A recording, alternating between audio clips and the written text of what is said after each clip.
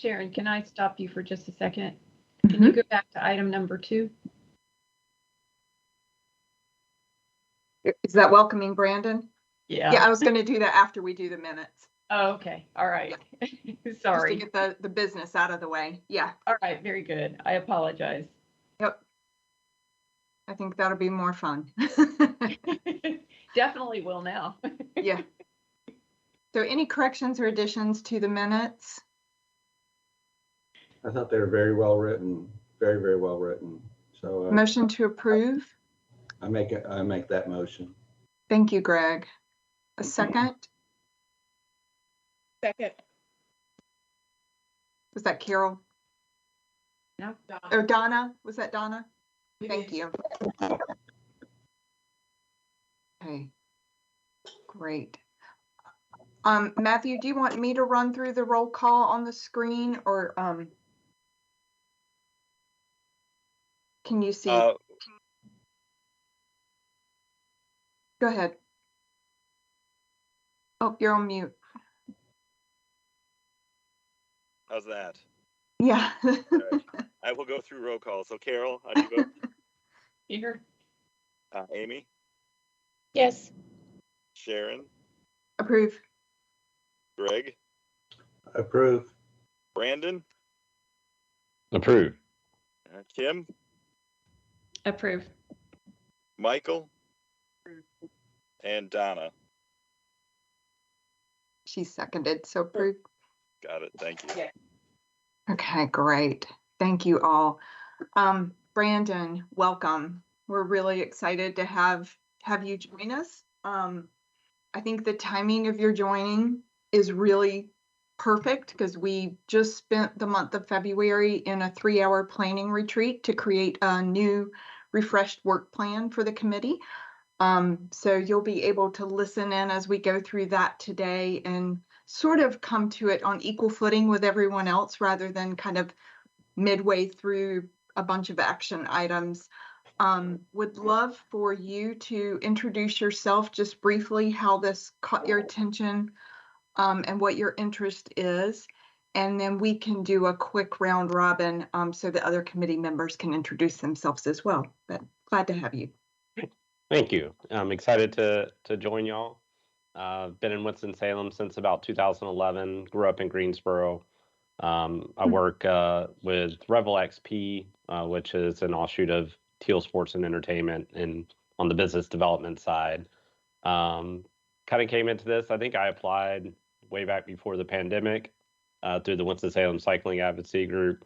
Runner, cyclists, so obviously an important part of that is the roadways and safety and things like that. So I thought I would, volunteer my time and join this, and excited to learn more about everything. That's great. Thank you. I'll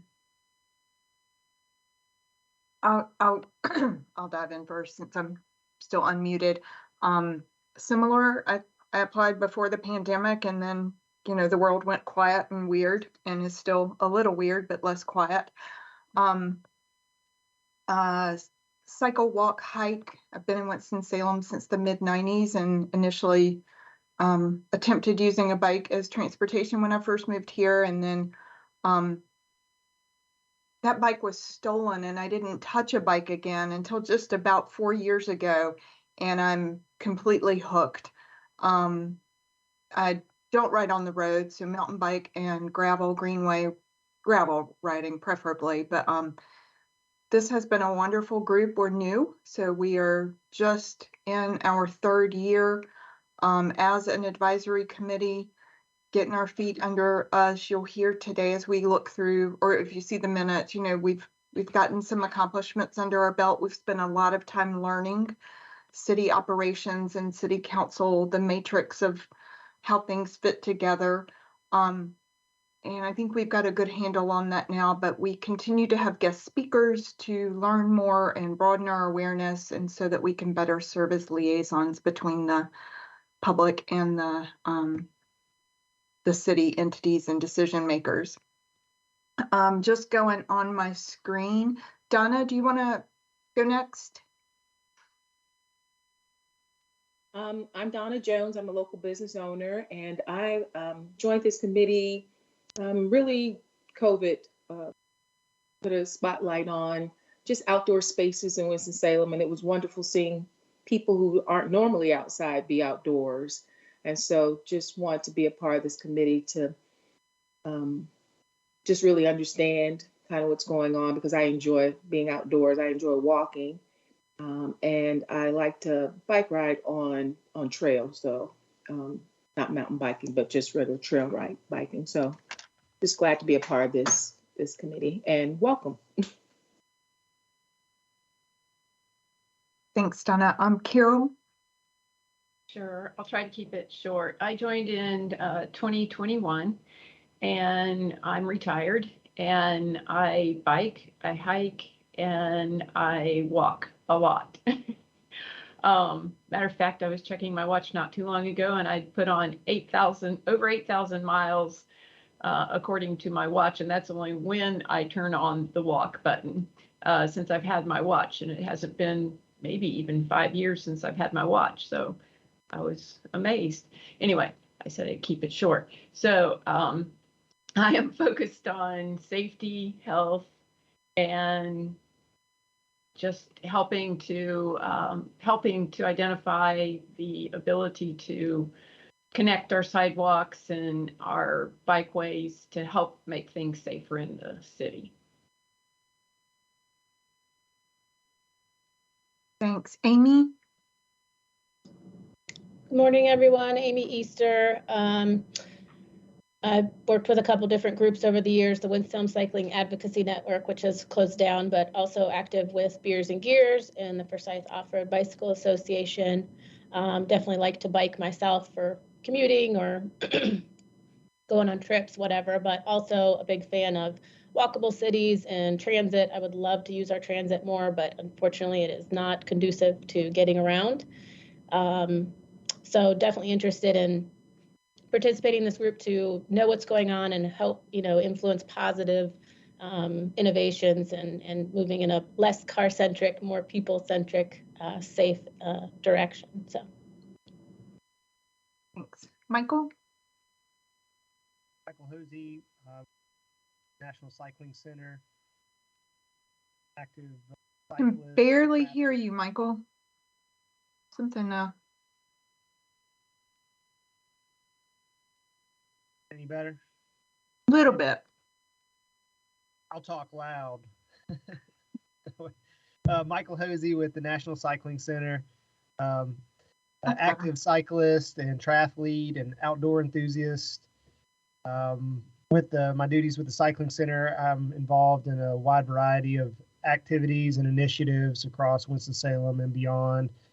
Join the committee just so I can, be an active member, know what's going on, and help participate and move the needle forward for a more walkable and bikeable community.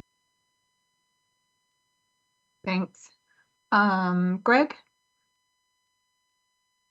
Good morning, everyone. Hope everyone's doing well. I'm Greg Arrett. I'm a retired City of Winston-Salem DOT employee. I worked with Matthew Burchick for 6-7 years. Enjoyed working with him and all things bicycle pedestrian orientation. I am a transportation planner by profession and education, and I strive to have a balanced transportation system in Winston-Salem and Forsyth County. And so joining this committee just kind of falls in line with those professional goals and desires, and want to lend any knowledge or expertise that I may have to the group and help along those lines. So I'm very glad to be here. Thanks, Greg. And Kim? I'm so impressed with everybody. It just is good to be back. It's so nice to be back with, so many like-minded people. I've missed you all. I'm a clinical social worker. I work with the aging population and adults with dementia. And I also have volunteered with the refugee community, and so just became really aware of how living in a car-dependent city is a huge impediment to people's quality of life once they can no longer drive or are unable to drive. And so, I just advocate for pedestrian accessibility. I live downtown so that I can be as car independent as possible. I don't have as many steps as Carol, but I do like to walk a lot. Thank you all. Matthew, do you want to introduce yourself? Actually, is Hunter not with us today? No, I just Hunter realized. is at the GIS, the state GIS conference today. Okay, great. Do you want to introduce yourself Sure. quickly as well? Yeah, sure. I'm Matthew Burchek. I'm the principal transportation planner with the City of Winston-Salem DOT and the Metropolitan Planning Organization. I've been with the city for about 14 years and in this position only for about 4 or 5 months now. Brandon, I was previously the bicycle and pedestrian coordinator up until, like I said, just 4 or 5 months ago, and am actively searching for my replacement. So we should have a new staff member on board within the next few months, and I'll transition off. But in the meantime, I'm serving in both roles. So it's good to meet you. Thank you for joining us. Thanks, Matthew. Alex, I know you've been on a couple of times, but do you want to quickly reintroduce yourself as well? Sure. Yeah. Thank you. My name is Alex Rotenberry. I live nowhere near Winston-Salem. I live and work in Raleigh. I work for the North Carolina Department of Transportation in the Integrated Mobility Division, which is all things bicycle, pedestrian, and transit related. So we are a small but mighty group working internally and externally with partners to further safety and accessibility and multimodal choices within North Carolina. My area includes the triads, so Greensboro, Burlington, Winston-Salem, High Point, as well as the Charlotte region. So I deal with a lot of metropolitan planning organizations, such as the one that Matthew works with, as well as regional planning organizations, councils of government, and individual cities. We do a lot of things. I don't want to waste everyone's time going through them excessively now, but I do attend bicycle and pedestrian BPAC meetings around my region, and it's always a pleasure to join you all, and thank you for having me. Oh, we're really grateful to have to have you with us and to have you be able to answer questions or just listen in and share information along the way. So thanks again. Okay. Any questions, Brandon, before we dig in? Anything? Not right now. I'm sure I'll have many as we get going. Sure, and feel free to reach out by email. We do blind copy all of our emails, just so you know. And I can explain that outside the group, but you'll notice that everything's blind copied. But you can certainly reach out and get other committee members, contact information, anything like that you might need along the way. And then I know Matthew shared the agenda center where the recordings are and minutes are kept as well. So we can load you down with lots of information. Yes. Thanks. Okay, so February, we had a great 3-hour discussion. We probably could have gone for at least another hour to wrap things up. But Matthew did share a draft that I had created working off of minutes and notes just to kind of get us started on a work plan. It's not how I thought it was going to lay out, but we had so much discussion around purpose and mission and function and those sort of guiding principles that I really felt like it needed to be put on paper and laid out in that way. So I did create, a mission statement, vision statement, values that we had discussed, and our approach. that can sort of serve as the evergreen piece of this document as we do get new committee members and have rollover transitions, or even as we're sharing with city council representatives or other people along the way, Downtown Winston-Salem Partnership, other partners, that it really kind of highlights and gives a good overview of our committee and what our intent is within the greater Winston-Salem community. So that was sort of page 1. On a show of hands, have you had time to read this since it was sent out? Oh, you guys are wonderful. Thank you. So accomplishments, was there anything, I'll just kind of tick through, was there anything I missed in the accomplishments that should be added?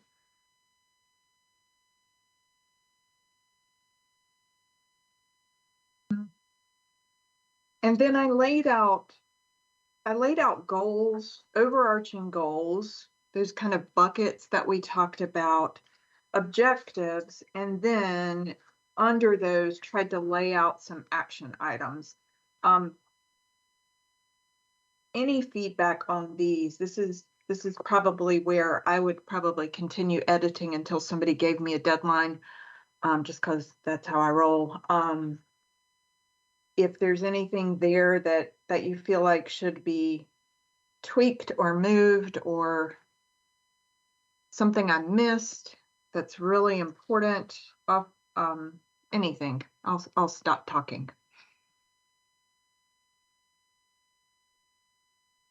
Sharon, the only thing I noted, and I don't know if you're going into objectives, but in looking at the goals under advisory D2, the final one listed there, advising with intent to help identify and support city meeting matching funds, securing resources for unfunding enhancements, stuff like that.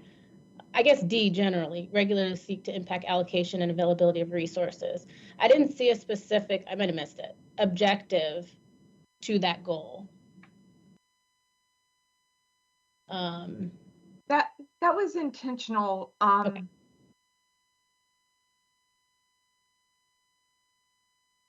And Matthew, feel free to chime in on this.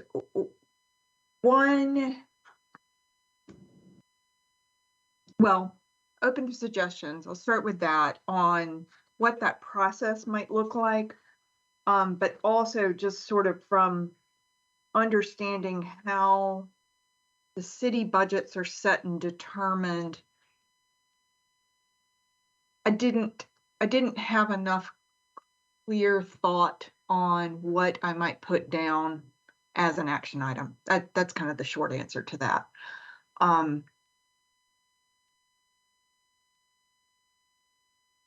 That's fine. And I would imagine that I mean, these objectives are not, if something else comes up and the committee decides we want to also spend some time in this other area, we can do it. It's not like we can only do these objectives, but that was the only thing that I saw there was a goal and there wasn't a specific action to make that goal happen. But I understand what you're saying. It's not clear how we do that. And that might be just an education point then to learn about the budget process, because obviously stuff happens months and months before.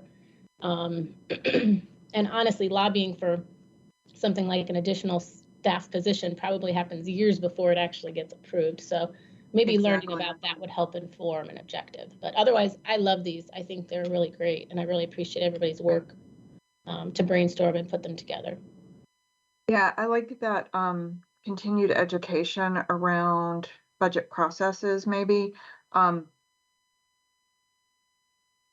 Part of that, like the budget requests have already been submitted for the upcoming year. They've actually already had a budget meeting being decided now. So, but that would be a reasonable, I don't want to say achievable, but that would be a logical next step, I guess, in that process. Thank you. Yeah, this is Matthew. So I would say that education is a big component of it. And I think in the email that I sent out for the meeting notice, I included that link to that committee of the whole meeting that city council had. So I'll continue to share resources like that. So so that you all are aware of the larger discussions that are going on as part of the city budgeting process. you can have that full context. That's great. Thank you, Matthew. Yeah, I felt like that was earlier than normal, but maybe not. Well, But that was a specially called meeting to discuss the state of capital projects and the ability to deliver on those projects. Okay. Thank you. If you haven't watched it, I would highly recommend Yeah. checking that out, because it is really valuable to see the context in which we're working right now.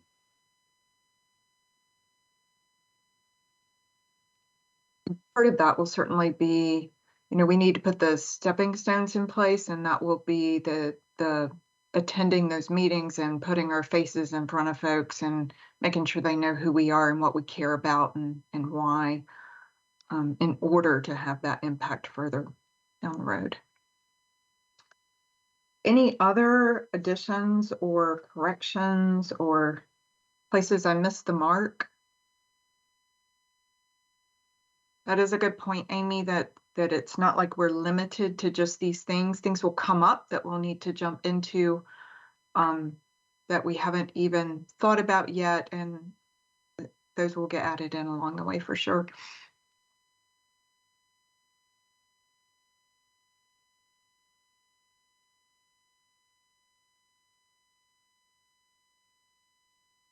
Are we ready to move into a motion to approve and adopt?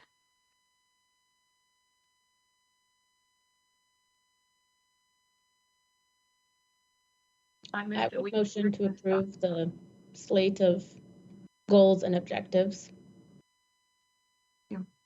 I second. Thank you.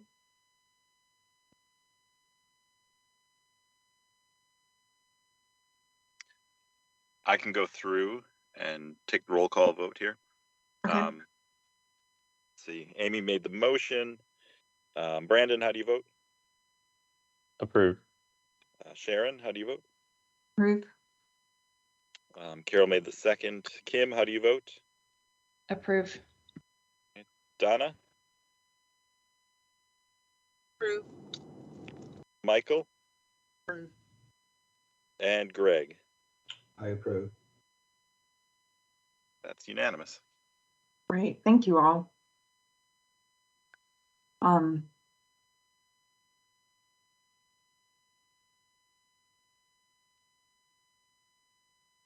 25. I'm just checking time and the agenda, cross-referencing. We do have Amy Crum with us, who is the Assistant Director for the County Planning and Development Services. And Amy, are you ready to join us and go into your presentation?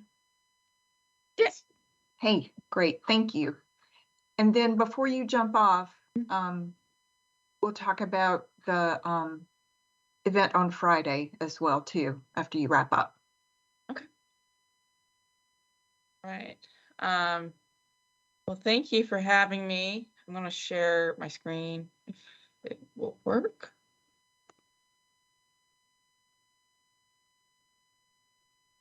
Hopefully everyone can see that.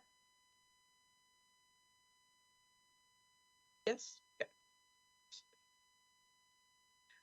So what I'm here to talk to you about is we're getting ready to start our new comprehensive plan, which is called Forward 2045.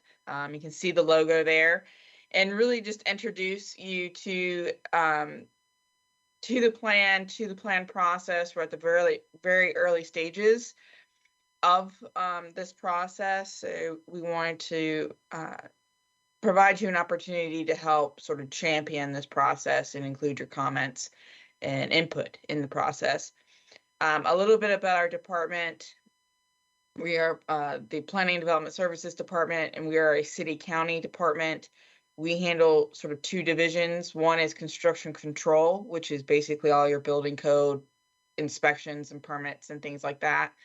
We also do zoning enforcement. So if someone's using their property in a way that they're not supposed to be using their property, we handle those violations. And then we have a planning side of the house that does current planning, which is rezonings, change of use, subdivisions, things of that nature.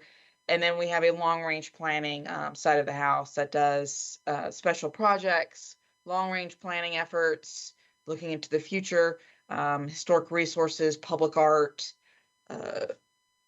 Community Appearance Commission, and we also work with Greenway Development as part of that team.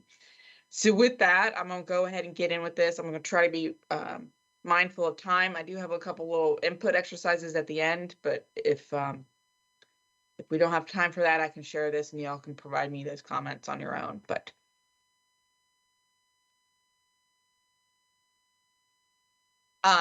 so what is a comprehensive plan? It is the official public document that's used to guide growth and development. It is community driven. It is a vision for the future. And essentially what it is the foundation by which all our other plans are sort of built upon. So it's very high level. It doesn't get into specific details.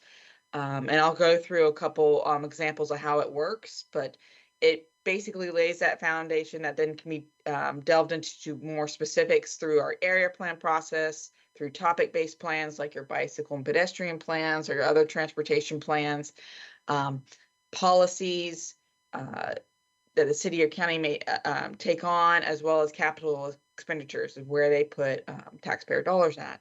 And this, when I say growth and development, I'm talking about where commercial should go, where housing should go, what it should look like, what types of amenities we should have along with this type of development. All of that is sort of encompassed within the comprehensive plan.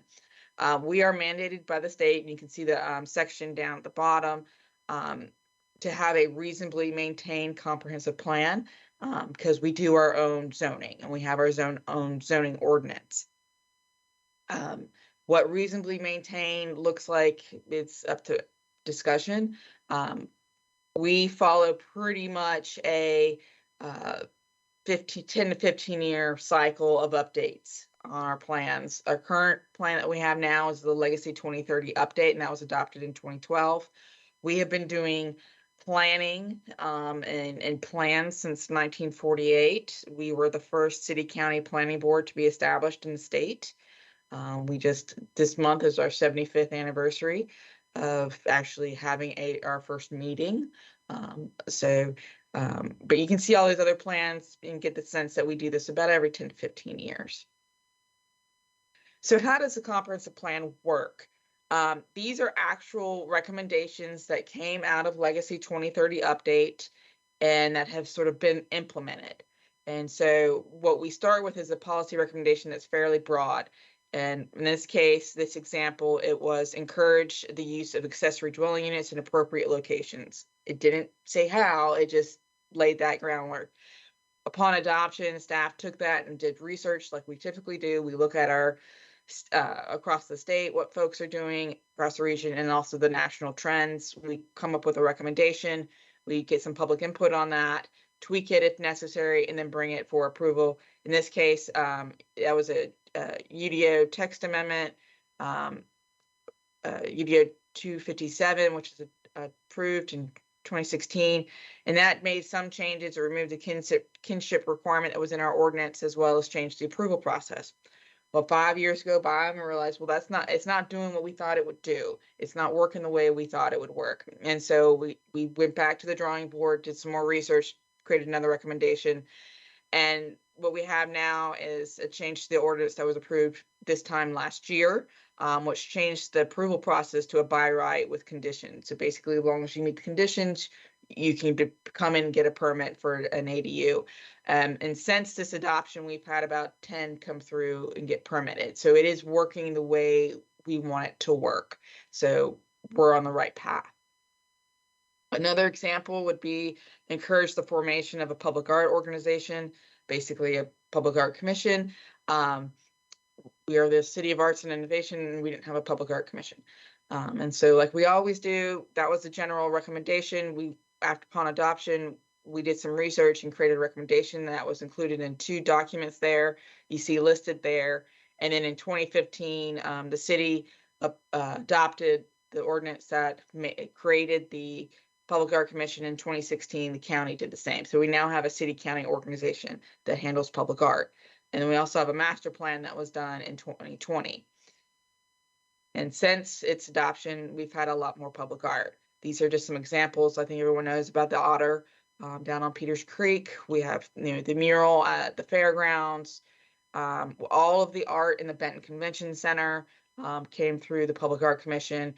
We are in round 3. We're beginning to start round 3 of bus shelters. If you may know, we've had some art put in bus shelters. You see a couple examples there.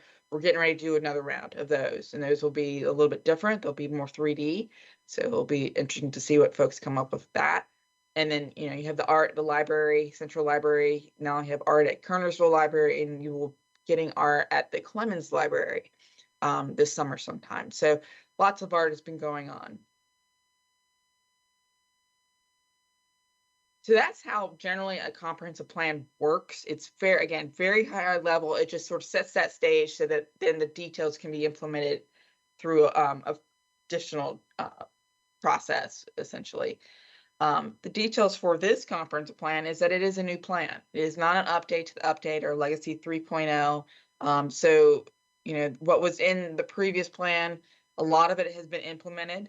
So that's why we are moving forward with a new one. But, we don't have to follow the same course. We don't have to include the same items. We can include new items that are in there in this plan. It still will be a city-county plan since we are a city-county agency.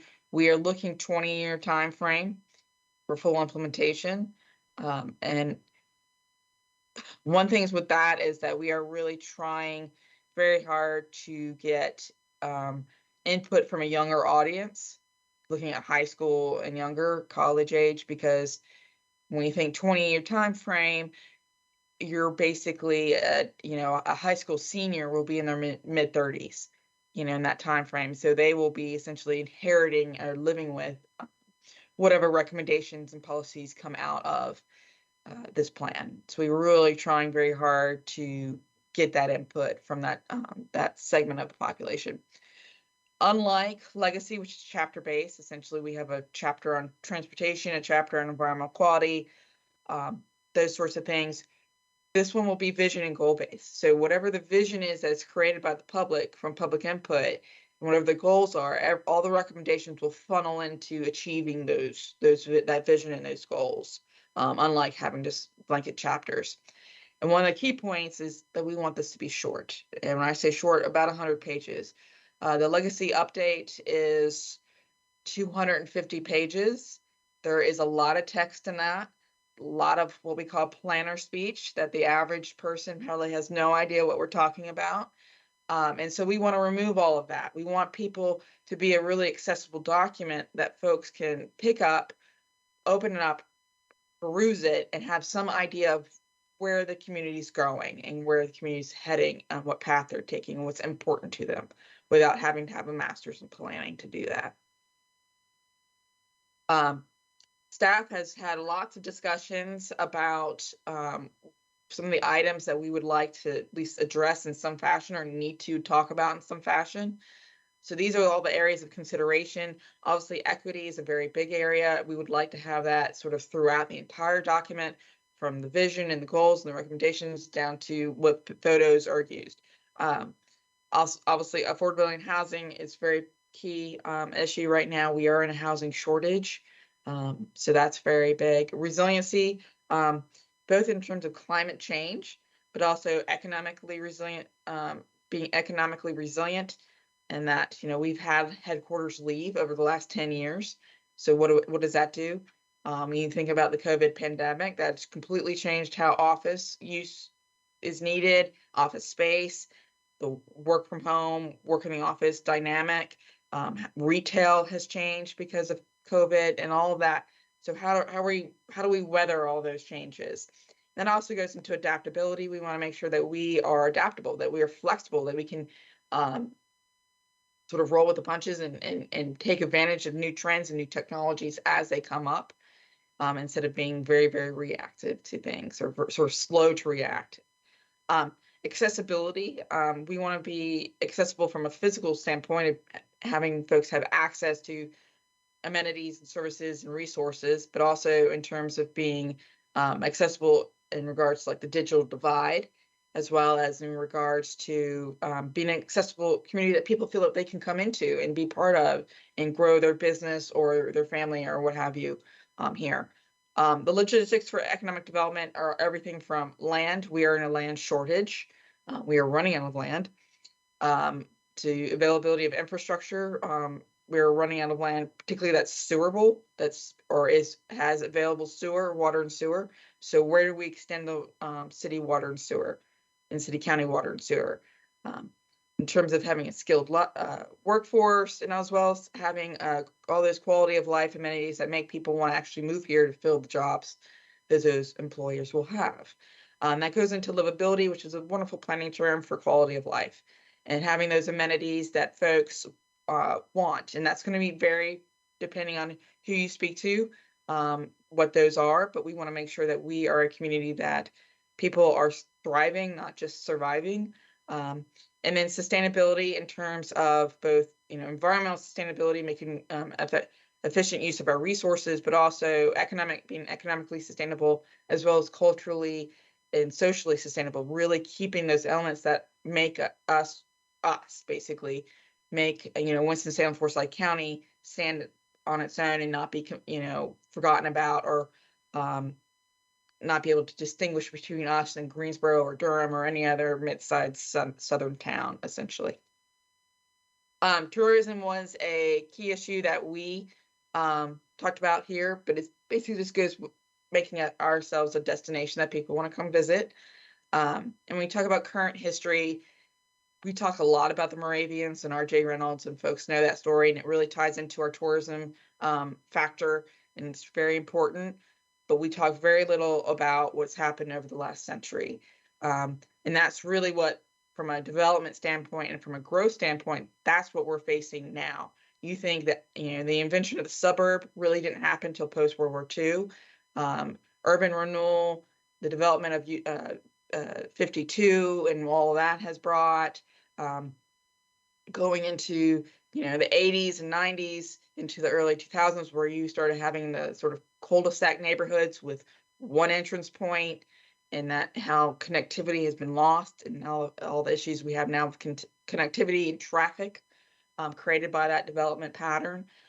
So that's what it all sort of encompasses. That. So a little update on the planning process. We do have a website. It's for2045.com. It's not live yet. It will be live probably within the next month. It'll go live when our survey goes live. We will have a survey. It should be pretty interactive. Shouldn't take folks more than 5-10 minutes to complete. So hopefully that will be out and folks can share that. And then we also have stakeholder input meetings, which we're doing now. We are meeting with all of our boards and commissions to sort of help introduce this plan so that y'all can be, share the message, share the input that we have, and understand that this is going on. And when you see the logo, you know what it is. And then we'll do some traditional in-person input meetings, probably summer, fall time, as when those will happen. With that, I have a couple sort of input exercises just to go through, and anyone who wants to share or just spout out any ideas you have. The first question is, what amenities and characteristics are important to you, and essentially describe your ideal community. You've all talked a little bit about it already in some of your introductions of things you're looking for, but it can be anything. So if you have any ideas, just shoot them out. I'm probably going to take a couple notes just so we can gather that information. But if anyone has any comments they'd like to share. Connected sidewalks.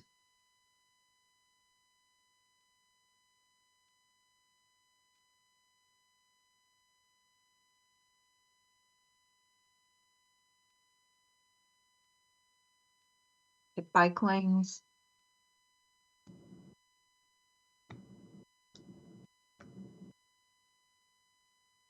Yeah, I would say just generally an ideal community to me would be where I don't need a car.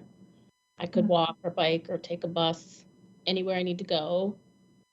And that has a lot of local businesses.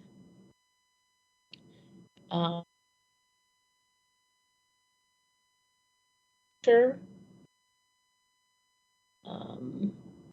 Obviously safety, feeling safe in my neighborhood, wherever I visit. Yeah, those are a few for me. And green space, lots of fun green space, parks, nature. Yeah, I was just about to say green space as well, having a playgrounds. I have a 4-year-old son, being able to walk to playgrounds, having that as a safe route for that. I think goes to kind of the connected sidewalks aspect of it, but a place where, community gathers to enjoy these kind of things. See, Alex put a comment in the chat about 15-minute cities. Is that you could get to your basic needs within 15 minutes using some form of mobility? Mm-hmm.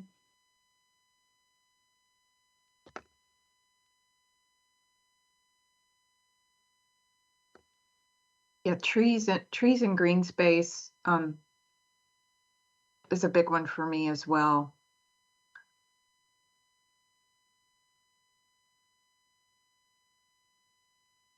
Okay. The next two slides are basically what we call a SWOT analysis, which I'm sure everyone's familiar with. But the first one is our strengths and opportunities.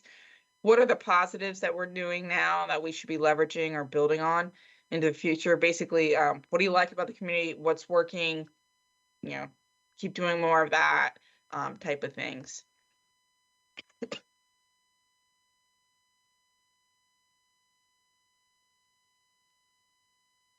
I think we've done a really good job recapturing the essence of our downtown, bringing in more locally owned and supporting the startup of entrepreneurs in the downtown area, local restaurants, local retail.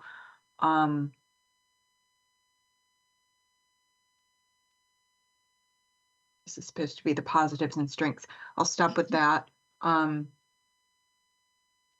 We've made some good progress around bike lanes, partly because of the pandemic and some of the opportunities with resurfacing that we were able to capture.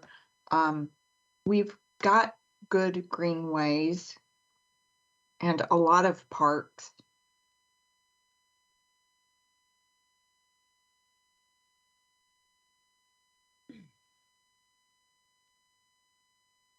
Others?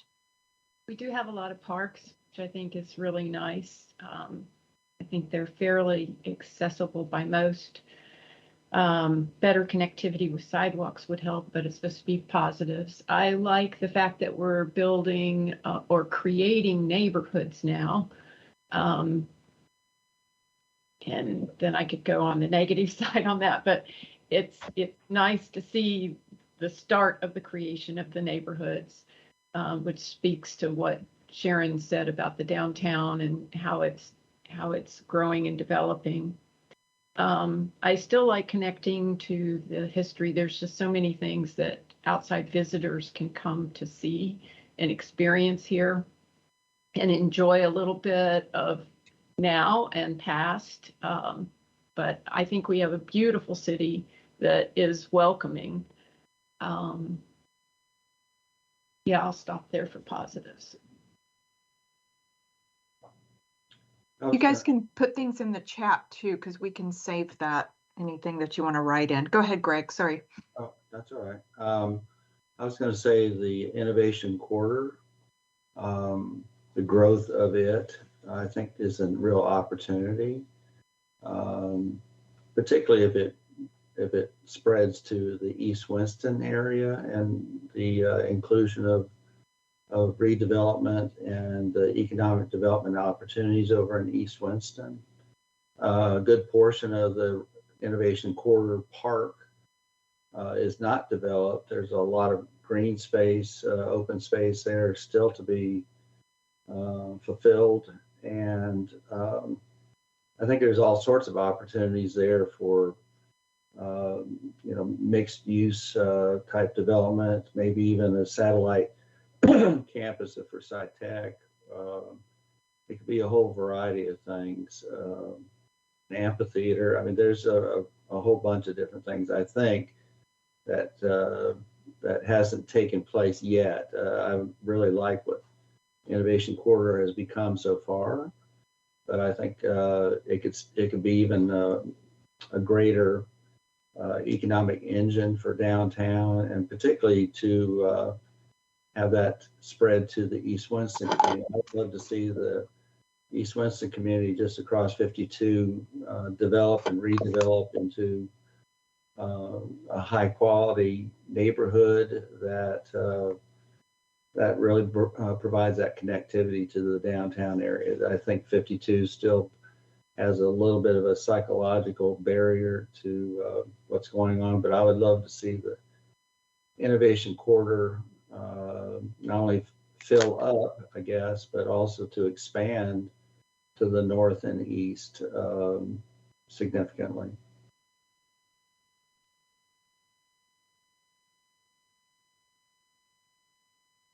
Okay. I really like the artwork that's downtown. I think the art on the buildings and just throughout the city is just lovely. And Leadership Winston-Salem does a great job of really helping you experience the art throughout downtown. The other thing I do like the creative corridors. I do enjoy the arches on the bridges and coming into downtown. It's just I really enjoyed it during the theater festival. They turned the lights purple. It's just really having the city really become a part of what's going on in the city. So that's just lovely to me.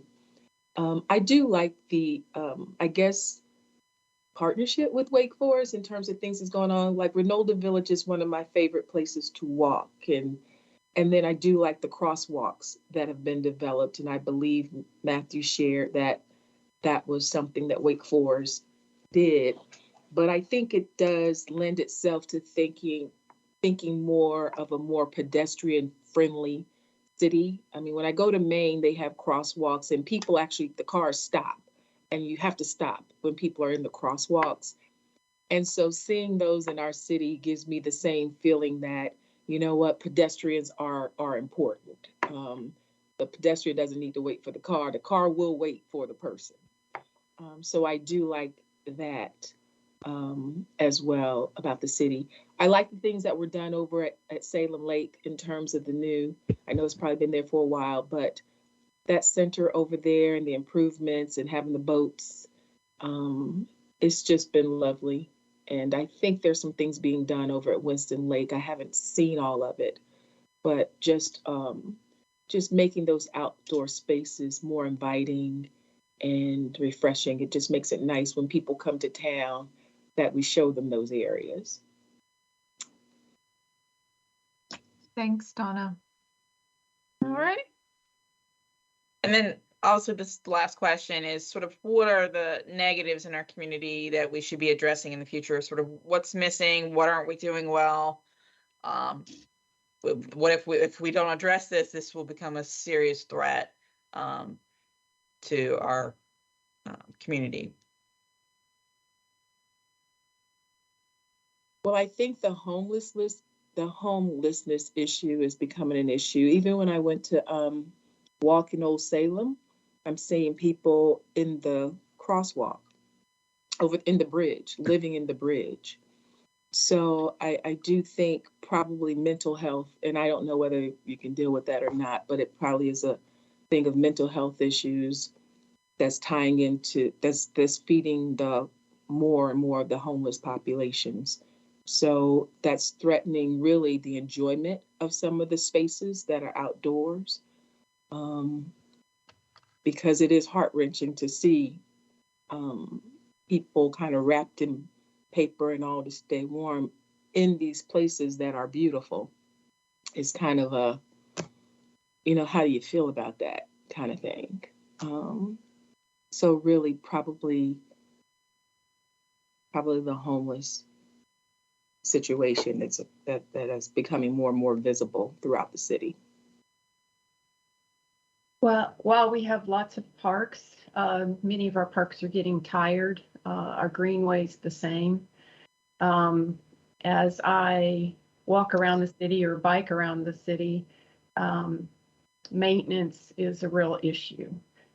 We really need to spend some time keeping those up, because if people come for those purposes and they see how tired they are, or the problems that exist, potholes or caving in at creeks, or just limbs and branches and things laying all over the place in even the walkable parks. I really think that we need to do something to get them cleaned up, even if it's uniting citizens to do that. But I think that that would help a lot.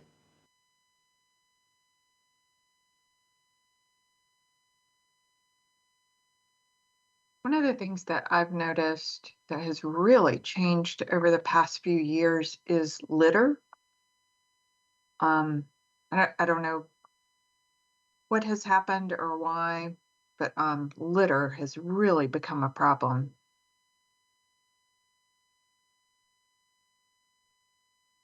I'll jump in on Alex's comments. I think we have proclaimed that we are a complete street city, and we try to operate under that, but it would be nice to incorporate that into our ordinances, and truly become a complete street.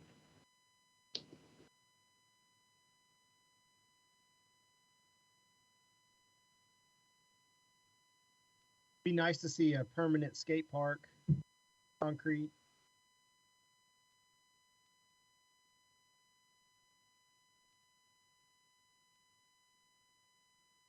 Yeah, I think definitely connectivity is a big thing. What infrastructure we do have, sidewalks, bike lanes, greenways, transit, making sure that's actually connected to the places where people are and they don't have to hobble a 3-part mobility, schematic just to get to work. Making those things easier, because they are way too cumbersome for so many people, especially people who are fully reliant on it. Not just like me, who I want to take the bus instead of driving, but I do have a car. And then I would also say, there's the entire nation, arguably the world, is dealing with a lot of gun violence. And there's obviously a lot of policy things outside of the scope of, say, just this plan, but finding ways to empower and connect neighborhoods. So much of the development that's been done over the last several decades has just isolated us all. No one knows their neighbors. People don't talk. Neighborhood associations are not active. And so I think that represents a big gap where, any kind of violence, domestic violence, gang violence, whatever, can just bubble up in all of our communities and neighborhoods. So finding ways to and not just relying on police. I don't think that's the right solution, but somehow empowering our communities to be more aware and engaged and tackling things head on, which also lends itself to like tackling homelessness, housing and job insecurity, food insecurity, those things as well. But we have a lot of really nice things, and it's easy just to look at those, but we really have to look at some of the necessities. Can people eat? Can they move around? Do they feel safe? And that should really be a high priority in my mind as we look at how do we move forward. Not just the pretty flashy fun stuff, which is also great, but how do we tackle, these basic life things? Timing wise, sorry to jump in, but we've got just 4 minutes left. Thank you, Alex. And a couple of things I need to run through on updates before we close out. Okay. Well, thank you everyone for your comments. If you have any more, my email's there. It's just amyc@cityofws.org. So if you have anything else you'd like to add, please feel free to share, send it my way, send me an email. I'd love to have those comments. And then once the website is live and the survey's live, we'll be sending that out to everyone. So hopefully share that with all your friends, neighbors, coworkers. The more the merrier. If you have any other groups that you'd like me to come speak to, I'm happy to come speak to anyone else. Any other groups that you're involved in, just shoot me an email and let me know. Amy, before you go, are you attending the Piedmont Legacy Trails Summit on Friday? I am not. Okay. I was actually going to email Matthew about that and be like, okay. Yeah, I actually have a meeting at 11, so I wouldn't be able to make lunch, but okay. That's fine. So group, just so that you know, the City of Winston-Salem Greenways is being recognized at the Piedmont Legacy Trail Summit on Friday. Matthew, I believe you said you are speaking. That's right. Yeah, I'm in the afternoon session about Greenway development, discussing the Salem Parkway project and the incorporation of the multi-use path into that. Okay. And will you be there at lunch? I will, yes. Yeah, I'll be there okay. the full day. Great. And how many other committee members will be there? I cannot attend. I have multiple doctor's appointments Friday. Michael, Alex, great. Carol, I'm going as well. This is Donna. Donna, okay, awesome. I'm going to email Jesse Day back and just let him know that our committee members will be there, that we have several folks who will be there in addition to Matthew. And then I'll let you guys coordinate, but it would be great to have all of you together. I'm sure there'll be a photo or something, but to support Matthew in receiving that recognition during the lunch ceremony. Congratulations, Matthew and team. I know they were really blown away with their tour that they did with you and talked about it for weeks afterwards. So I'm glad to see that come back in recognition. Right. Yeah. Yeah. Thank you. And yeah, I'll meet up with everybody there then. Okay. Great. Yep. And then Carol wanted to really quickly talk about, for preparation for our April meeting, some homework on the UDO, some suggested text edits and portions of that to review. Thank you, Sharon.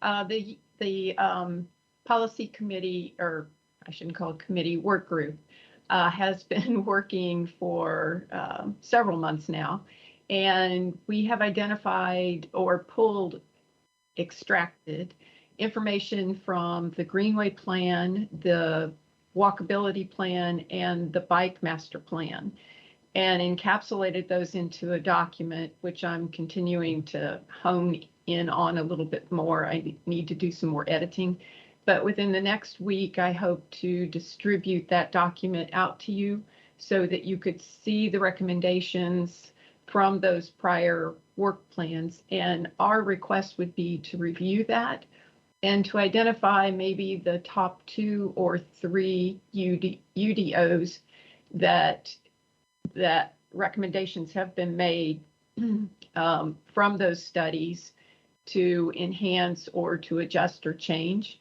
And then from that, we'll go back and do research on comparable communities across the state to see what their UDOs look like, and then possibly make recommendations to the city council for changes. So be on the lookout of that document. It is right now quite lengthy. I'm trying to figure out how to shorten it a little bit so it's maybe a little bit more friendly to read. I think I'll try to group it into pieces because some of the recommendations are not really policy changes. They are maybe to add a position with the city staff. So we might put them in different buckets. So anyway, be on the lookout for that. Please do review that prior to our April meeting, and we will have a lengthy discussion on that and try to select our top choices. Thank you, Carol, for that. I've been part of this stuff, so I'm excited about us bringing this back to the full committee and working through it. Just as a tangent real quick, for the Salem Creek Greenway westward extension. I know that public comment period is wrapping up, and we talked about doing a formal statement or recommendation from this committee. Matthew, do we have a timetable we need to work from for that? Like, are we running out of time to make that formal comment? No, you're not running out of time. We'll be wrapping up the public input component of that, but this committee isn't necessarily constrained by that timeline. I think Okay. I wouldn't put it off for months and months, but if it within the next few months you make a recommendation, that would be just fine. Okay, so I would maybe suggest May or June we bring that back to the group to talk through a little bit or something, but thank you. Yeah, and just a reminder on that, where these opportunities exist for public input, part of our goal is to serve as liaisons and advocates and make sure that we're inviting other people to participate as much as possible, whether that's however you choose to do that. If you send an email out among your group or post it on your own social media, whatever is comfortable for you, the more participation, the better. Anything else before we close out? Okay, great. We will see you in April. Looking forward to time change next week and extra hour in the evenings. Amy, I might be joining you on a Monday night coming up. Great, Bye thank you. all. Take care. Bye.